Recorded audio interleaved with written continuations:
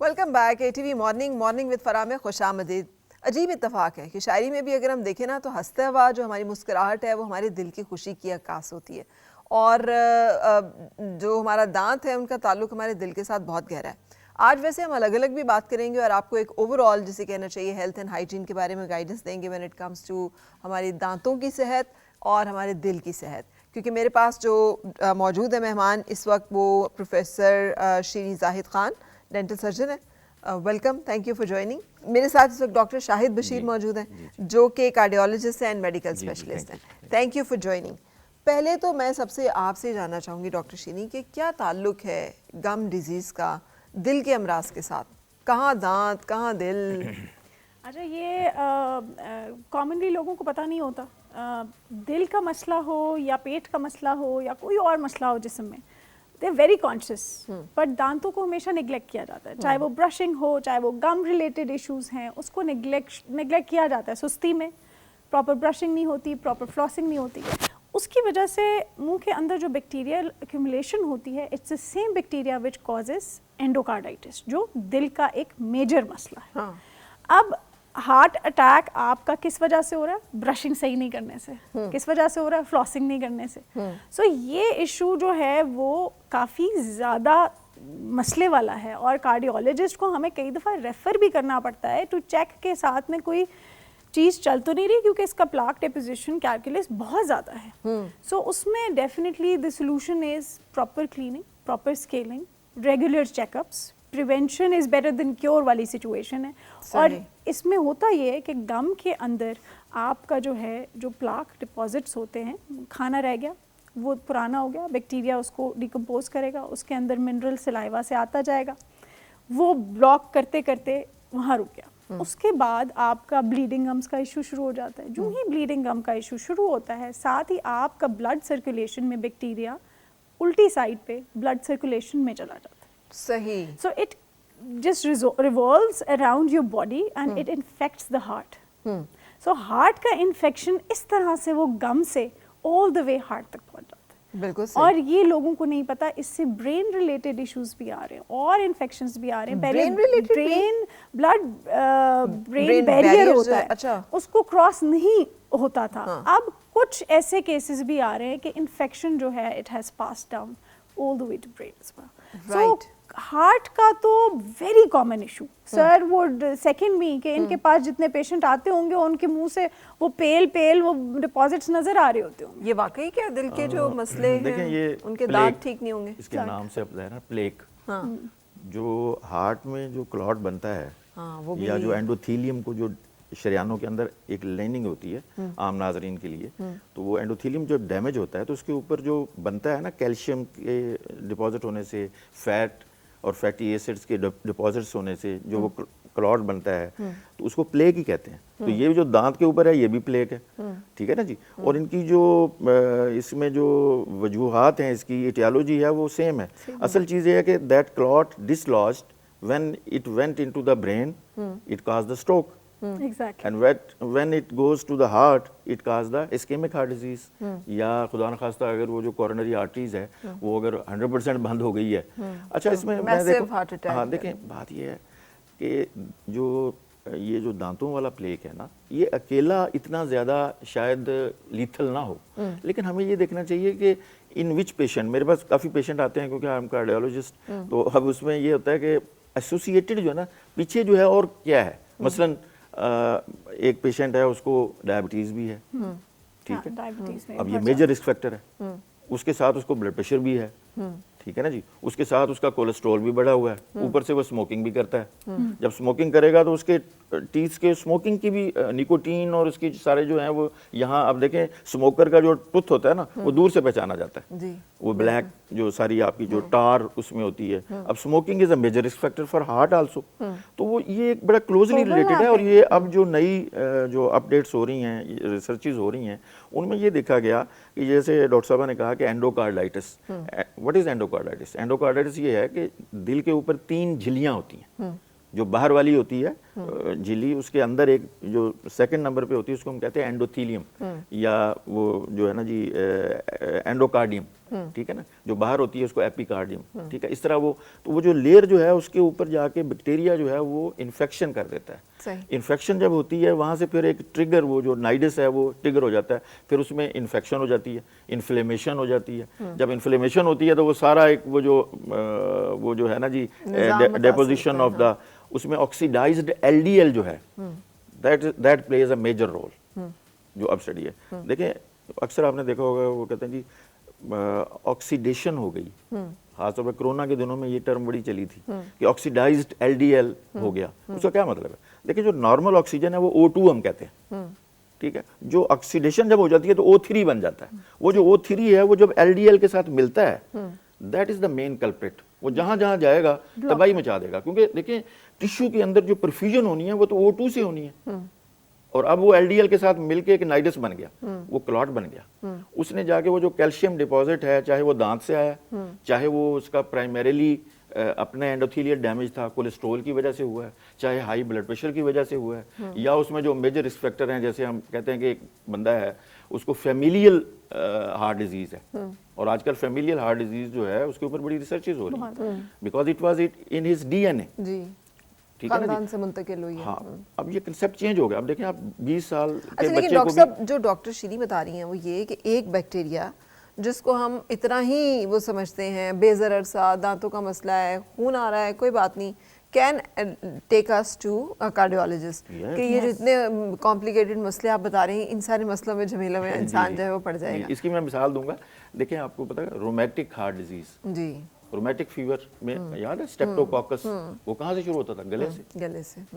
तो किसको एक्ट करता था? वो सारे जिस्म की झिल्लियों को, और खास तौर पे दिल के ऊपर। तो उसका नाम ही रख दिया रोमैटिक हार्ट डिजीज। अच्छा, यही वजह है कि ये भी उसी तरह कि कोविड जो है कि कोविड का जो वैक्सीन्स का एक वो जो रिजल्ट है वो ये जो कह रहे हैं कि हार्ट पेंडेमिक जिसका आप मैं जिक्र कर रहे थे जी जी, कि उसने भी इवेंचुअली दिल को मुतासर किया है, और दिल के जो बहुत ज्यादा attacks 30% increase. This is the latest American heart journal में जो पब्लिश हुआ है, उसमें ये है कि post corona now the pattern of heart disease has entirely changed, ठीक है ना। और हमारे लोग यहाँ पे से ज्यादा उसको तवज्जो नहीं देते, हम लोग तो उसको उसी खाते में डाल देते नहीं जी।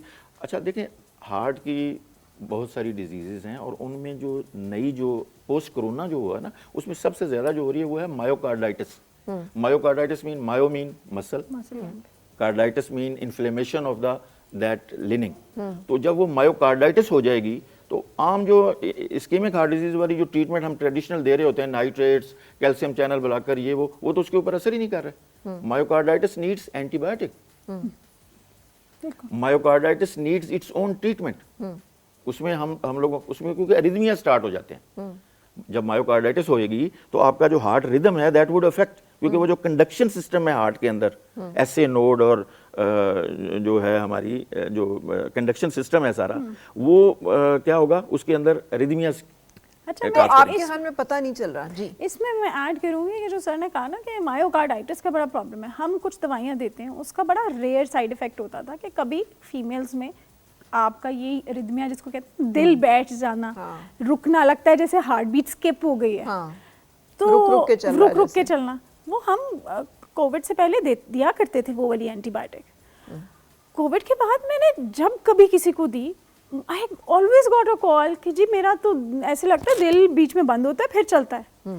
सो डेफिनेटली मसल्स का जो पंपिंग एक्शन है हार्ट का वो इफेक्ट हुआ है, और वही साइड इफेक्ट जो रेयर था अब वो रिपोर्ट होते होते टाइम लगेगा, मगर we have seen it in our clinics.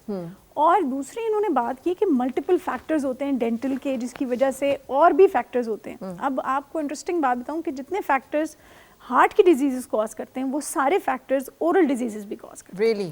Diabetes में आपके सबसे ज़्यादा गम रिसेशन, गम का नीचे होना, दांत को छोड़ देना, दांतों का ढीला हो जाना या गिर जाना, ये सारे प्रॉब्लम्स, या प्लाक और कैल्कुलस का ज़्यादा डिपॉजिट हो जाना, ये सारे प्रॉब्लम्स डेंटल भी इशू कर रहे हैं, डायबिटीज़ में, और हार्ट के भी कर रहे हैं। स्मोकिंग एग्जैक्टली सेम, स्मोकिंग तो ओरल कैंसर्स कॉज कर देता है।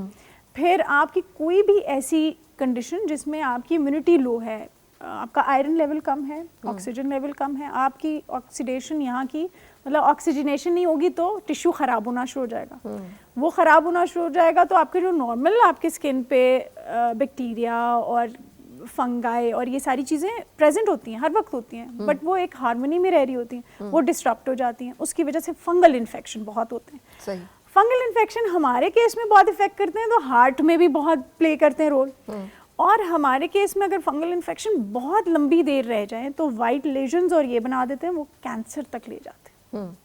सो हम अलग अलग देखते हैं ना, हम कार्डियोलॉजी अलग देते हैं, डेंटिस्ट्री अलग देते हैं, मेडिसिन सर इसलिए इकट्ठे देख रहे हैं क्योंकि मेडिसिन के भी स्पेशलिस्ट है, कार्डियोलॉजिस्ट भी हैं, और ये हर चीज़ को हर एंगल से देख रहे हैं। ठीक है। और लेकिन अब जो आपने बात की ना, ये एक कंट्रोवर्सी थ्योरी कह लीजिए, लेकिन ये एक बड़ी बात चल रही थी और वो ये थी कि असल में दीज आर ऑल जर्म्स, ये जैसे हम बात करेंगे bacteria and fungal infections and then different type of viruses वगैरह वगैरह, कि जो मुख्तलिफ बीमारियां कॉज कर रहे होते हैं, भले वो दिल के अमराज हों, भले वो दांतों के अमराज हों।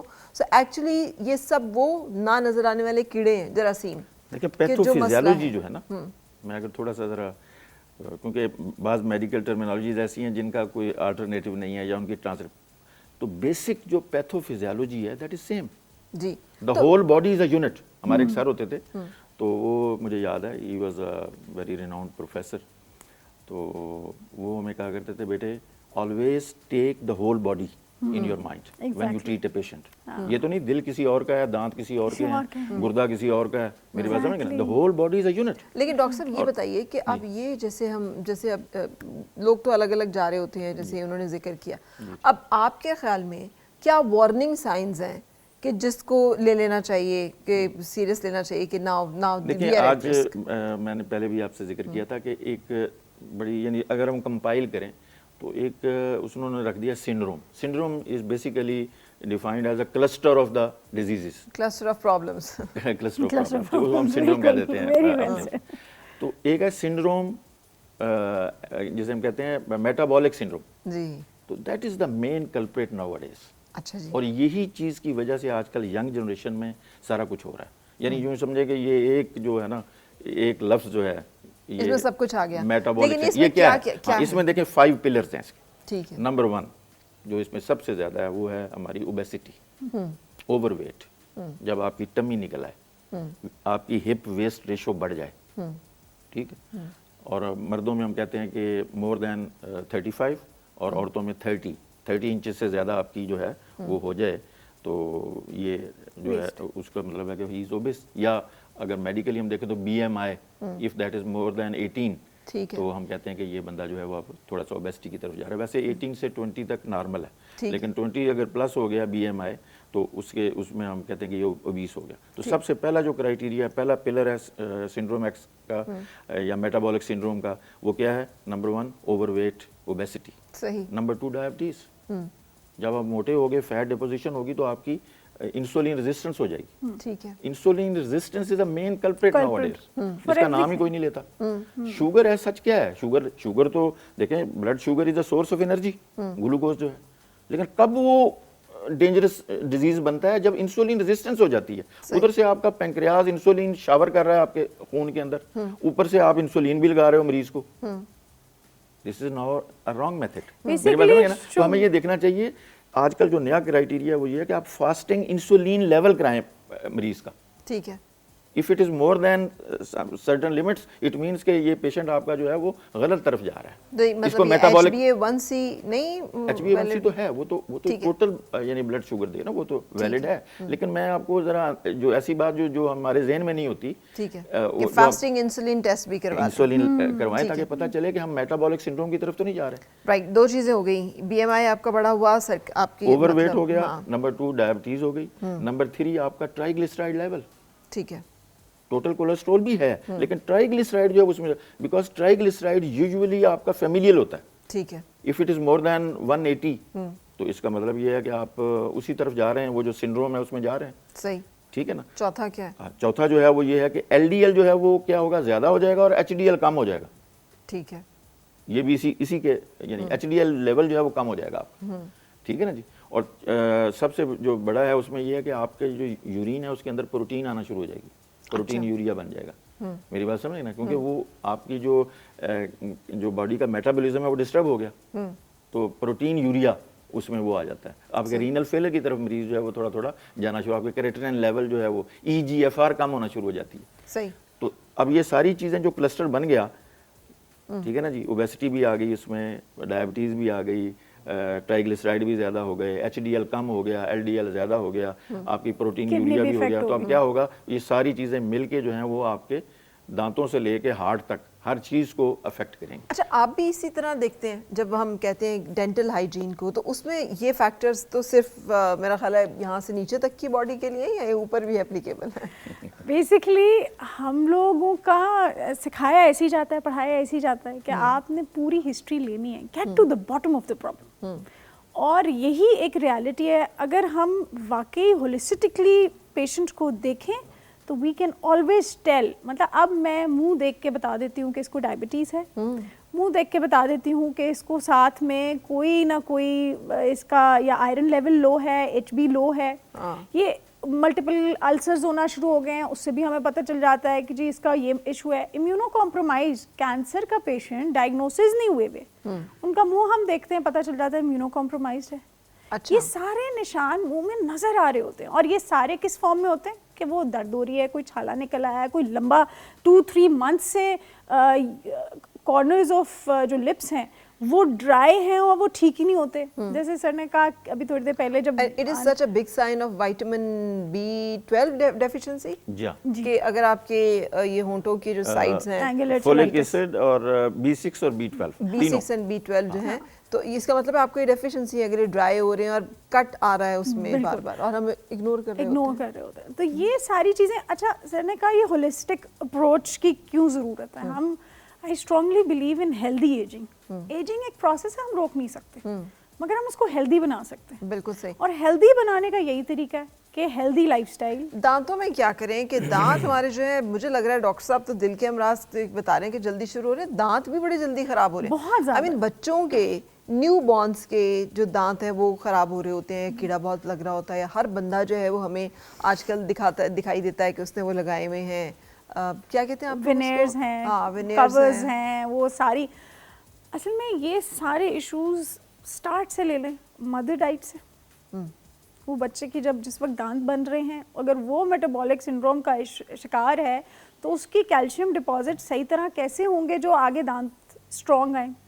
फिर बच्चा जब पैदा हो जाता है तो मदर फीड समझी ये जाती है कि उसमें शुगर नहीं है, वो मीठा नहीं है, दांत नहीं खराब होंगे। जब इवेंचुअली जब 2 साल तक आप फीड करा रहे होते हैं, 2 साल के जो सेकेंड ईयर है उस वक्त तो दांत आना शुरू हो जाते हैं। 6 महीने से लेके साल तक दांत आपके मुंह में बच्चे के आना शुरू हो जाएंगे। उस वक्त वो मुंह में अगर बॉटल आप छोड़ देते हैं रात को सुस्ती, इस वजह से वो आपकी रैम्पेंट केरीज इसको कहते हैं, पूरा मुंह बच्चे का काला दांत केरीज होना शुरू हो जाती है। सो हमें ये पता होना चाहिए कि as soon as the first tooth comes in the mouth you have to clean it, right. और उसके लिए फिंगर ब्रशेस आते हैं, आपको कोई मुश्किल काम नहीं है, वो बड़े सुकून से फिंगर पे जाते हैं, आपने मुंह में सिर्फ हाथ फेरना है और वो क्लियर हो जाता है। आप टूथपेस्ट के बगैर ये करते हैं सब कुछ। टंग को क्लीनिंग का कॉन्सेप्ट नहीं है। अब आपने दांत साफ कर दिए पर बैक्टीरिया टंग पे बैठा हुआ है, क्लियर ही नहीं हो रहा। आप उसको जो दूध की एक लेयर बनी जा रही है, यू नॉट क्लीनिंग इट, तो डेफिनेटली बुरा बैक्टीरिया बनेगा, वो पूरी बॉडी को इफेक्ट भी करेगा। और इटसेल्फ बच्चों के अर्ली केरीज, एक दफ़ा केरीज आ जाती है उसकी फिर ट्रीटमेंट नहीं होती।